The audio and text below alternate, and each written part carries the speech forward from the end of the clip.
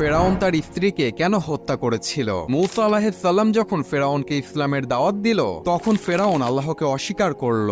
কিন্তু ফেরাউনের স্ত্রী আসিয়া রাদিয়াল্লাহু তাআলা আনহা মূসা নবীর ইসলামের দাওয়াত শুনে আল্লাহর প্রতি ঈমান আনলেন এবং গোপনে গোপনে আল্লাহ তাআলার ইবাদত করতে থাকলেন। ফেরাউন একদিন জানতে পারলেন তার স্ত্রী ইসলাম ধর্ম গ্রহণ করেছে এবং গোপনে আল্লাহর ইবাদত করছে। ফেরাউন এই খবর শুনে প্রচন্ড রেগে যান এবং তার স্ত্রীকে ডেকে বলেন, তুমি কি সত্যি আমার বিরুদ্ধে গিয়ে মূসা নবীর ইসলাম ধর্ম গ্রহণ করেছো? আসিয়া তখন সাহসের সাথে উত্তর দিয়ে বললেন, হ্যাঁ, আমি আল্লাহর উপর ঈমান এনেছি, যিনি সকল কিছুর সৃষ্টিকর্তা। ফেরাউন তখন রাগান্বিত হয়ে তার সৈন্যবাহিনীদেরকে ডেকে তার স্ত্রীর কঠিন শাস্তির ব্যবস্থা করতে বললেন এবং তার স্ত্রীকে নির্মমভাবে হত্যা করা হলো। মৃত্যুর পূর্বে আল্লাহ তাআলা আসিয়া রাদিয়াল্লাহু তাআলা আনহাকে জান্নাতের একটি দৃশ্য দেখালেন, যা দেখে তার মুখ উজ্জ্বল হয়ে গেল এবং সে খুশি মনে মৃত্যুবরণ করলেন। সুবহানাল্লাহ।